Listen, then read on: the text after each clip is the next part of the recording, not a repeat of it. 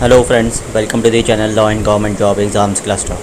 In this video we are going to discuss one another paper of CBI APP, CBI PP and Delhi APP that was held on 25th of 11 2017 by UPSC through CBRT process. Before going further, I would request you to kindly subscribe to the channel and press the bell icon and like button. Also post your comment and queries in the comment section so that the same will be clarified in the upcoming videos. In this we can see that the UPSC normally follows a fixed pattern of the question, or we can say the syllabus is very limited for these posts, and if a person is dedicatedly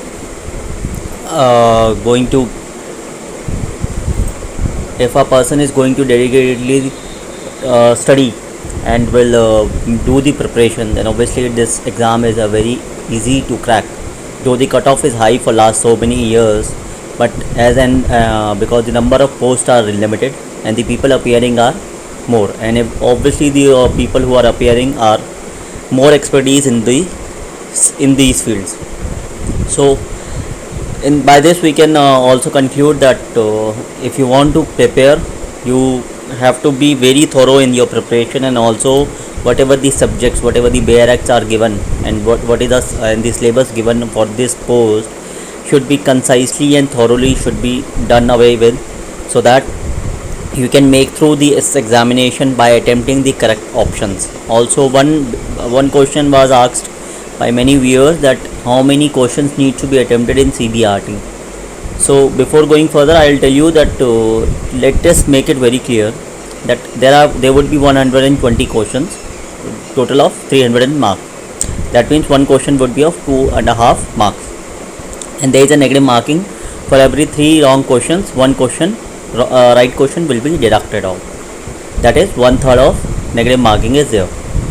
So whenever you are making an attempt in any question, first you have to analyze whether you really know the answer or not. If you really know the answer, you have to attempt it. If there is a doubt, then you can just think about it. By the time you need to go away with the other questions where you are completely and you are satisfied that yes, you know the answer, correct answer. Rest, in case of doubt, you can take a 50-50 chance. That means if suppose you are having a doubt in 20 questions, you need to attempt only 10 questions wherein you are at least 70-80% guess is correct. But when the guess is approximately 30 or 40%, you should rather not attempt it, because that can maybe become problematic for you, because sometimes people have attempted the correct questions which are required to clear the exam, but because of wrong questions attempted, they were and negative marking, they were unable to do it. Hence it is really, you need to make a very thorough preparation, that out of 120 questions, if you are attempting 90 to 100 questions, which is a minimum requirement for this exam, you need to have a clear, concise concept, so that you can attempt those questions within 100% accuracy. Otherwise, don't go for any attempt wherein the accuracy level is 30 or 20%, because that can be very, very problematic for you. So now friends, we are going to discuss the questions. Question number 1: original jurisdiction of the Supreme Court to the exclusion of any other court does not include any dispute: A, between Government of India and one or more states; B, between Government of India and any states or states on the one hand and one or more other states on the other; C, in relation to election of President of India; D, between Government of India and civil servants as to constitutional validity of service role. The answer for question number 1 is D, between Government of India and civil servants as to constitutional validity of service role. Question number 2: in which one of the following cases the Supreme Court upheld the constitutional validity of national awards like Bharat Ratna, holding that these awards do not amount to titles within the meaning of Article 18 of the Constitution of India? Option A, Balaji Raghavan versus Union of India; B, Mohini Jain versus State of Karnataka; C, D.K. Basu versus State of Bengal; or D, J.P. Unnikrishnan versus State of Andhra Pradesh. The answer for question number 2 is A, that is Balaji Raghavan versus Union of India. Question number 3. Which of the following fundamental rights cannot be suspended when a proclamation of emergency is in operation? Option A Article 19 and Article 21. Option B Article 32 and Article 226. Option C Article 20 and Article 21. Or option D Article 19 and Article 20. The answer for question number 3 is option C Article 20 and Article 21. Question number 4. In which one of the following cases the Supreme Court, while recognizing the Muslim woman's right to maintenance, for the first time observed a uniform civil code will help the cause of national integration by removing disparity, loyalties to laws which have conflicting ideologies? Option A Shamim Ara versus State of Uttar Pradesh.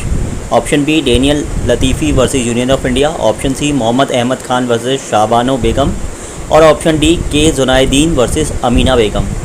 The answer for question number 4 is option C, that is Mohammad Ahmad Khan versus Shahbano Begum. Question number 5. Doctrine of eclipse pertaining to fundamental rights have originated from which of the following articles of the Constitution of India? Option A Article 32, option B Article 21, option C Article 19, or option D Article 13. The answer for question number 5 is option D, that is Article 13. The power of the Supreme Court of India to punish for contempt of itself is traceable to which one of the following articles of Constitution of India? Option A Article 215, option B Article 128, option C Article 129, or option D Article 131. The answer for question number 6 is option C, that is Article 129. Question number 7. Which one of the following is the directive principles of state policy under the Constitution of India? Option A to safeguard public property and to abjure violence. Option B equal justice and free legal aid. Option C to value and preserve the rich heritage of India's composite culture. Or option D to provide free and compulsory education to all children of the age of 6 to 14 years. The answer for question number 7 is option B, that is equal justice and free legal aid. Question number 8. Which constitutional amendment is relevant to goods and services tax? Option A Constitution 99th Amendment Act. Option B Constitution 100th Amendment Act. Option C Constitution 101 Amendment Act. Or option D Constitution 102nd Amendment Act. The answer for question number 8 is option C, that is Constitution 101 Amendment Act. Question number 9. Which one of the following is not correct? The state of Andhra Pradesh enjoys special status under the Constitution of India in matters relating to education, and therefore its power to prescribe residential requirement for candidates appearing super specialty examination is constitutionally valid. Option B. The Supreme Court of India has no power to transfer a case pending in a court within the state of Jammu and Kashmir to any court outside that state. Option C. The Parliament cannot empower any court in the state of Jammu and Kashmir to exercise the powers exercisable by the Supreme Court to enforce the fundamental rights by issuing writ, orders or direction. Or option D. The provision of Article 371D of the Constitution of India have overriding effect over any other provision of the Constitution. The answer for question number 9 is B, that is the Supreme Court of India has no power to transfer a case pending in the court within the state of Jammu and Kashmir to any court outside that state. Question number 10. Which one of the following pairs is correctly matched? Option A Goods and Services Tax Council Article 279A. Option B Taxes on Sale of Petroleum Crude List 1, first of 7th Schedule. Option C Duties of Excise on Petroleum Crude produced in India List 2nd of 7th Schedule. Or option D Duties of Excise on Tobacco produced in India List 3rd of 7th Schedule. The answer for question number 10 is option A, that is Goods and Services Tax Council Article 279A. Question number 11. Article 246A of the Constitution of India, option A, contains a non-obstant clause thereby overriding Article 254. Option 2 confers exclusive power on the Parliament with respect to taxes on goods and services in the course of interstate trade and commerce. Option 3 the legislature of state has been given power to make laws for taxes on all goods and services. Select the correct answers using the code given below. That is option A 1 only, option B 1 and 2 only, option C 1 and 2, 1, 2, 3, or option D 2 and 3. The answer for question number 11 is option B, that is 1 and 2 only. What is 1 and 2? Article 246A of the Constitution of India contains a non-obstant clause thereby overriding Article 254 and confers exclusive power on the Parliament with respect to taxes on goods and services in the course of interstate trade and commerce. This is the answer. Question number 12. The doctrine of double jeopardy is envisaged under which one of the following articles of the Constitution of India? Option A Article 21, option B Article 20 subsection 2, Article C Article option C Article 20 subsection 1, or option D Article 22 subsection 1. The answer for question number 12 is option B, that is Article 20 subsection 2. Question number 13. In which one of the following cases the Supreme Court of India held that the right to privacy is a part of right to life under Article 21 of the Constitution of India? Option A K.S. Puttaswamy case, option B MP Sharma case, option C Binoy Viswam case, or option D Karak Singh case. The answer for question number 13 is option A, that is K.S. Puttaswamy case.